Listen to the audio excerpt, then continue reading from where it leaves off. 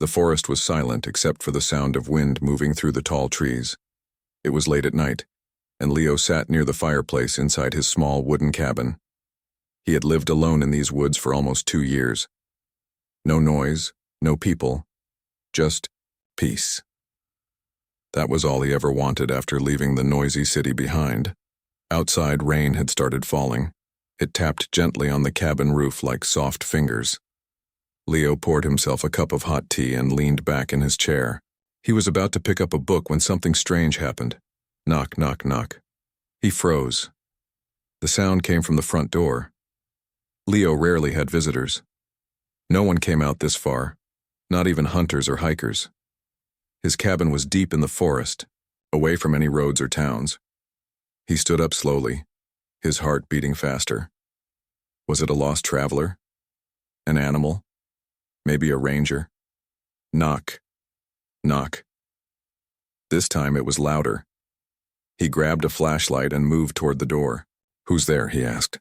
No answer. Leo unlocked the door and opened it just a little. What he saw made him take a step back in shock. A tall figure stood in the rain. She was wearing strange black armor that looked damaged. One arm was holding. Her side and blood, though not red, dripped down from under her armor. Her skin was light blue with a soft glow. Her eyes, sharp and serious, locked onto his. Then she spoke, in clear English. "You are the one I was ordered to protect, human." Leo didn't say anything. He couldn't. His brain struggled to understand what was happening. Was this a dream? A prank? An alien? The woman's legs shook. She almost fell. Leo acted quickly. He opened the door wide and helped her inside. She was cold and wet. He guided her to the couch and quickly grabbed a blanket. She didn't resist, but her hand never moved far from a strange weapon on her belt. "Are you real?" Leo finally asked. "I am Vela," she said weakly. "A warrior of Zirak order. I was sent to protect you." "Why?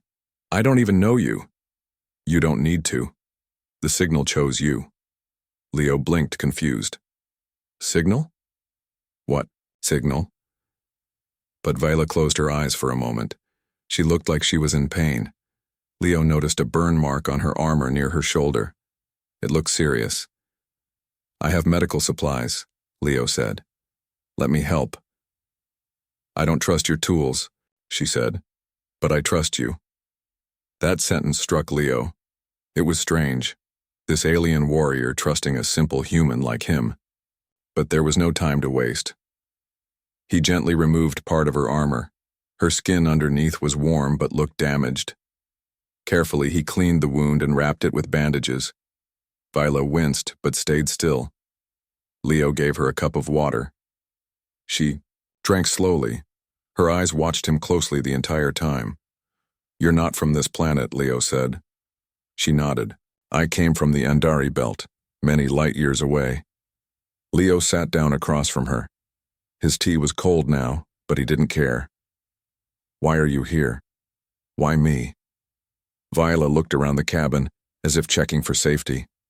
There was a pulse sent. "From this forest," she explained. "A signal that reached the stars. My people received it. We traced it to this cabin. The signal is very old, but strong. It marks someone as a guardian." "A guardian?" Leo asked. "Of what?" "That I do not know," she said. "My mission was only to reach you, protect you, keep you alive." Leo leaned forward. "This doesn't make sense. I live alone. I don't even have internet here. How could I send a signal into space?" "Maybe you didn't," Viola said. "Maybe it was in the land, or in your blood." Suddenly, outside the cabin, a strange light flickered between the trees. A high-pitched sound followed. Vela's head turned quickly toward the window. "They found us," she whispered. Leo rushed to the window. Small flying machines hovered between the trees. They had red scanning lights moving in lines across the forest floor. "What are those?" Leo asked. "Hunters," she said. "Machines that track the signal. They kill the marked." Leo felt a chill. "So they're after me?" Vela stood up, though weak. She grabbed her weapon and moved to the door. They are after us now. But I won't let them harm you. Leo stared at her.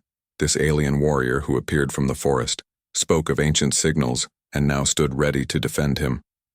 I still don't understand what's going on, he said. Vela turned to him. Rain pounded the roof. The machines outside drew closer. You will, she said. But first, we survived the night. Rain fell harder outside the cabin, and the red lights from the strange machines grew brighter. Leo could see them through the windows, floating, scanning, hunting. They were quiet, but something about them felt dangerous. Like they were made, only to find and destroy. Viola, the alien warrior woman, stood near the door. Her body was still weak, but her eyes were sharp. Her hand gripped the strange weapon at her side tightly. She moved like someone who had trained for war all her life. Leo stood behind her, holding a flashlight and a long knife he kept for wild animals. He didn't know if it would help, but it felt better than nothing. What do we do? He asked. We wait, Viola said. Don't move. Don't speak. Let them pass if they don't see us. The machines floated closer. One of them came right up to the window. A red light moved across the glass and shined inside. Leo held his breath. Viola didn't move. Seconds passed slowly. Then, just as suddenly, the machine turned and drifted away into the trees. The others followed it. Leo let out the breath he was holding. Are they gone? For now, Viola said. But they'll return. They always do. Leo turned to her. Why are they after me? I'm just a normal guy. I don't have powers. I'm not important. Vela sat down again slowly. Her side still hurt, but she forced herself to stay strong. You don't understand because Earth has forgotten, she said. But long ago your kind touched the stars. Humans were not always trapped here. Some of your ancestors made contact with the stars and joined the ancient council of races. Leo's eyes widened. That can't be true. We only went to the moon. We just started exploring space. That's what you were told, Vela replied. But the truth was buried. Something happened. A war. A mistake. Your people were cut off, and the old bloodlines, the ones with power, were hidden on Earth. One of those bloodlines runs through you. Leo sat down, stunned. How do you know that? The signal came from your land. It responds only to one with the ancient marker. In their blood, that's you. Leo shook his head. But I've never done anything special. I live in a cabin, I fish, I chop wood. You live here, Viola said, looking around. This cabin is not where the signal started. It is buried beneath the ground. Leo remembered something. There's an old metal hatch out back. I found it when I moved here, but it was locked tight. I thought it was just junk. Vela's eyes lit up. That's it. That's where the signal comes from. Before Leo could respond, a strange noise filled the air. A deep humming sound. The lights in the cabin flickered. They're jamming the area, Viola said. They want to shut down anything that hides us. What do we do? Leo asked. We run, she said. To the hatch. Leo grabbed his coat, flashlight, and a small backpack with tools and supplies. Viola tightened her armor and checked her weapon. Outside, the machines had circled back. One of them hovered above the cabin now, scanning the roof. Leo and Viola slipped out the back door and ran into the forest, the rain soaking them in seconds. Thor. Hatch wasn't far. It was half covered in dirt and moss. Leo had never tried to open it because it looked sealed for good. Vela knelt and placed her hand over the round center of the hatch. Her fingers glowed faintly, and a low click echoed from beneath. It responds to Jirak warriors, she said, but it needs your touch too. Leo stepped forward and placed his hand next to hers. For a moment, nothing happened. Then, the metal glowed with a soft blue light. The hatch opened slowly, revealing stairs that led into darkness. A red light flickered in the trees. One of the machines had spotted them. Go, Viola yelled. They rushed down the stairs and the hatch sealed behind them just as the machine fired a bolt of white energy at it. Darkness surrounded them. Leo turned on his flashlight and looked around. They were inside a long hallway made of smooth black metal. Strange symbols were etched on the walls, glowing faintly as they walked past. "This place is ancient," Viola said. "Even I don't know who built it." "Why is it here?" Leo asked. "Because you were meant to find." At the end of the hallway was a large, round door. As they approached, it opened on its own. Inside was a room filled with soft blue lights, control panels, and a large round table in the center. At the table's center was a small glowing crystal. Viola walked toward it. "This is a beacon. The one that called me." Leo stared at it. "But why call you now?" "Because the galaxy is changing," she said. "Something dangerous is coming, and someone long ago planned for this. They left guardians behind. You are one of them." Leo laughed nervously. "Me? I don't even know how to fight." "You will learn," Viola said softly. "I will teach you. But first we must unlock what lies beneath this place." Leo looked at the glowing crystal, and then at the walls around him. He had come to the forest to be alone, but now he was caught in something far bigger, and for the first time he wasn't sure he could run from it. The air inside the hidden room was calm but heavy. Blue lights glowed from the walls and strange symbols blinked softly. Leo walked slowly around the room, his eyes wide with wonder. He had never seen anything like this. It felt like being inside a spaceship. But this was buried under his cabin all along. Viola stood near the glowing crystal on the table. Her eyes were focused, her face serious. She looked stronger than before, as if the energy in the room gave her a little more life. "This place," she said, "is older than anything you know. It was built by the first ones, humans who left Earth long ago and returned with knowledge." Leo stopped beside her. "Why is it under my land?" "Because one of them stayed behind," she answered. "One of the last guardians. This was their final gift, hidden, waiting to be found." Leo touched the edge of the table. It was cold and smooth, but he felt something strange, like a pulse, as if the table was alive. Viola pointed to the crystal. "This beacon woke up when your blood touched the hatch. That signal called me, but it also alerted others." Leo looked at her. "You mean those flying machines?" She nodded. "They are from the Harvesters, a group that steals knowledge and destroys old bloodlines. They fear what you might become." Leo felt nervous. "I'm not a hero. I'm not special." Viola's voice was calm but strong. "You don't need to be special. You just need to survive, and I will help you do that." Suddenly the wall shook. Dust fell from above. A loud sound echoed from the hallway outside. Then another boom, louder than before. "They've found the entrance," Viola said. She pulled her weapon and aimed it at the door. "They are coming." Leo's heart pounded. "Can we stop them?" "We must." She turned to the table and pressed her hand on one of the symbols. The floor near the wall opened, revealing several strange metal objects, small but heavy-looking weapons. "Take one," she said.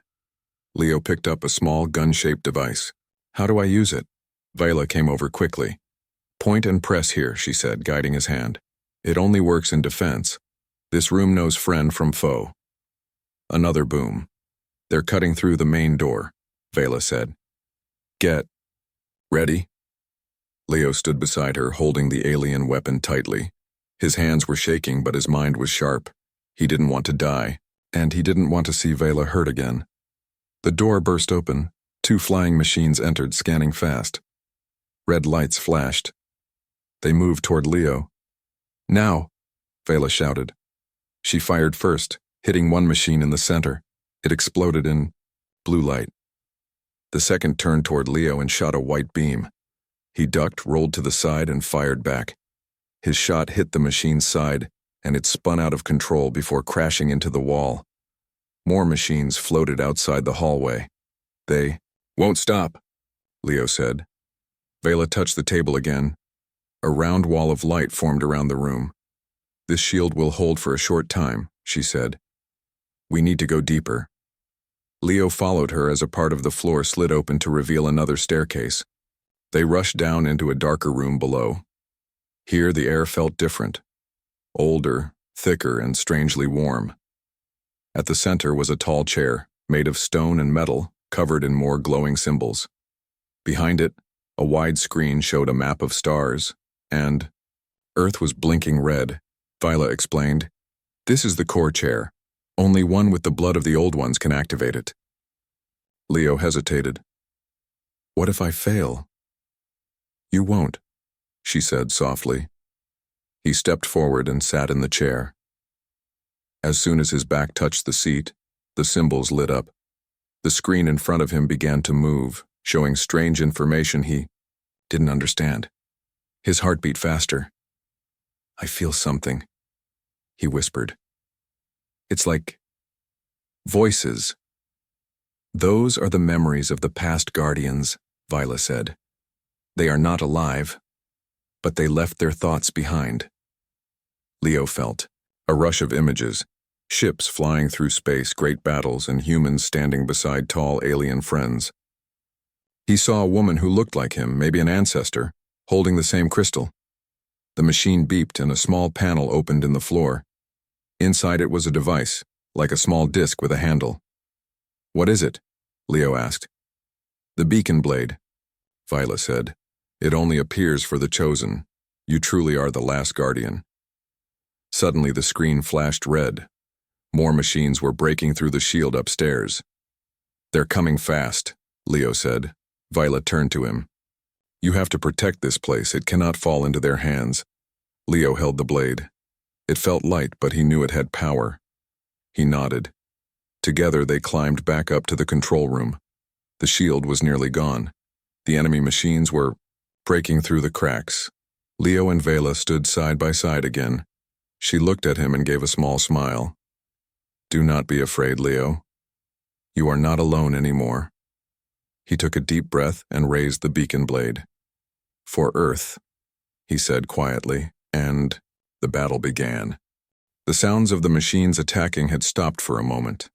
Leo and Viola stood inside the ancient underground facility, catching their breath. The air was cool and still, but tension hung heavy between them.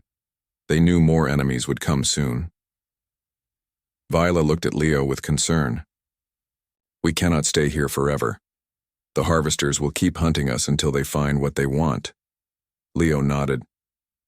"What do they want?" Vela's eyes grew serious.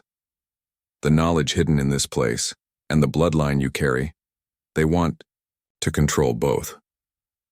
Leo felt a shiver run down his spine. He looked at the metal hatch behind them.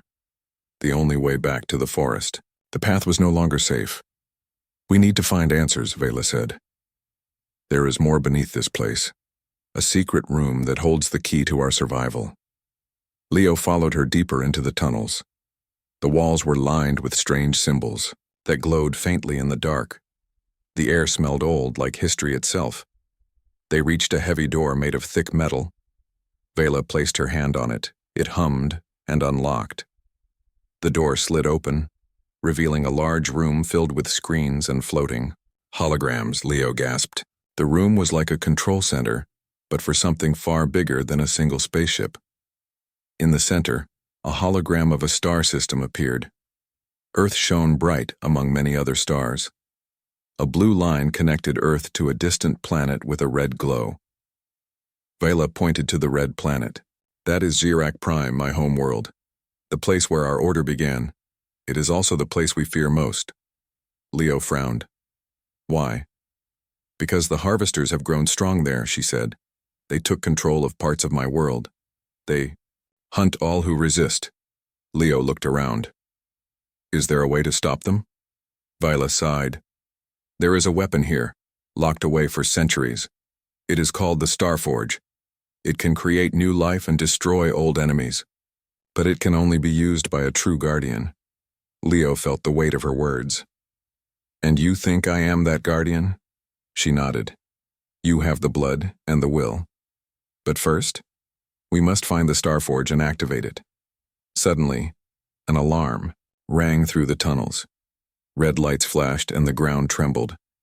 The harvesters had found them again. Viola grabbed Leo's arm. "We must hurry." They ran down a narrow corridor toward another door. The closer they got, the louder the noise became. The machines were breaking through walls nearby. At the door, Viola placed both hands on a glowing panel. The door slowly opened, revealing a vast chamber filled with strange machines and crystals. In the center stood a large device, a metal forge glowing with blue fire.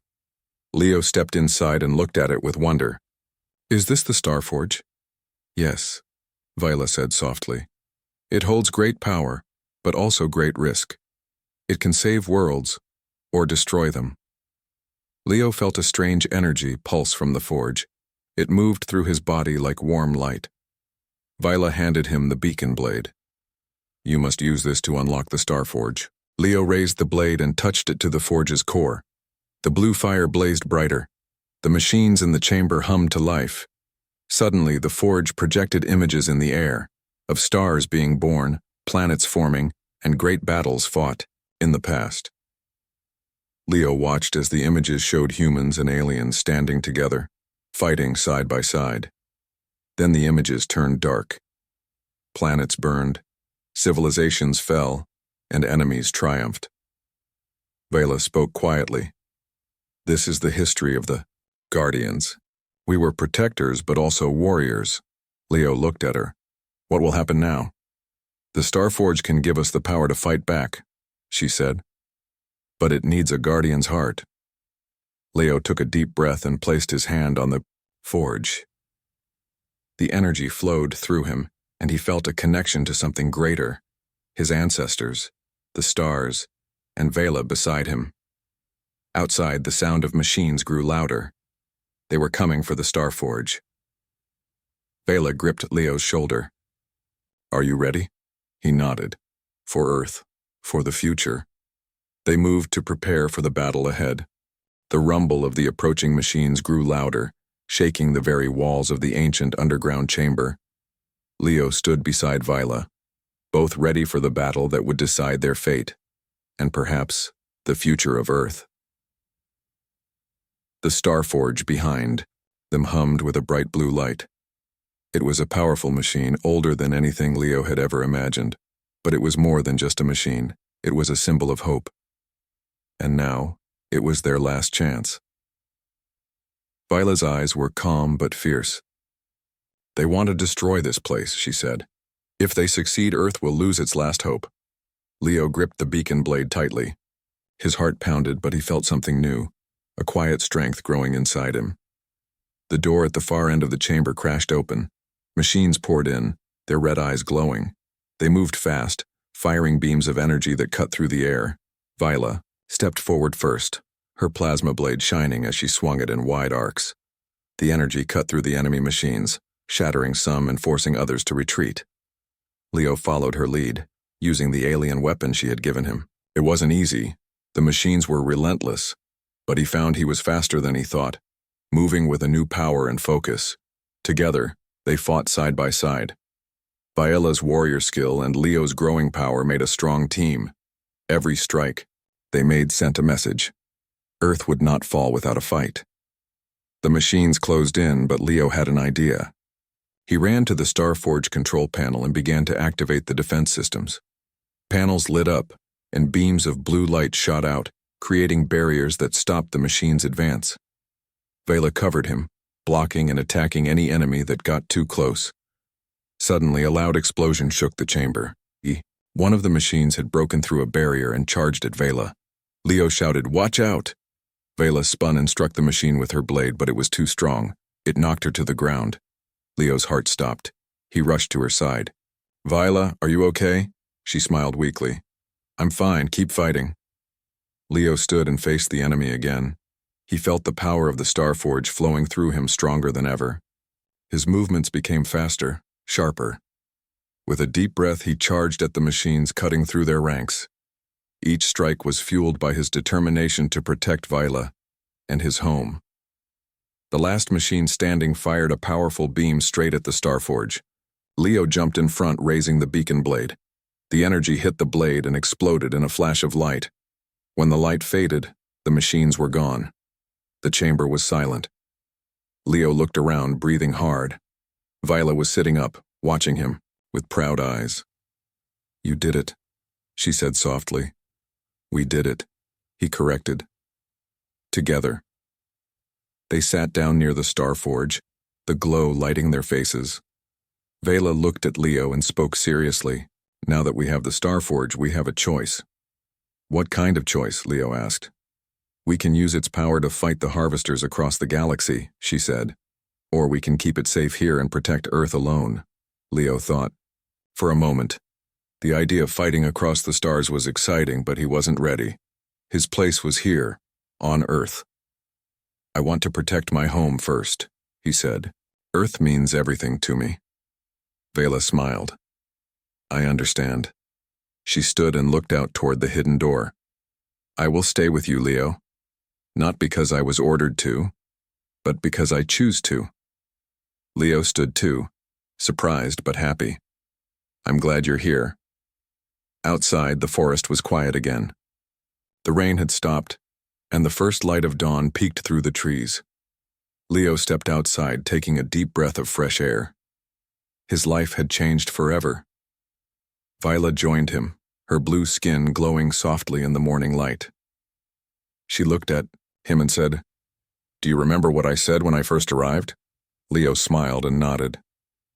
You said you were sent to protect me. She laughed gently. Yes, but now I protect you because I want to. Leo reached out his hand, and she took it. Together they faced the rising sun, a new day, a new beginning.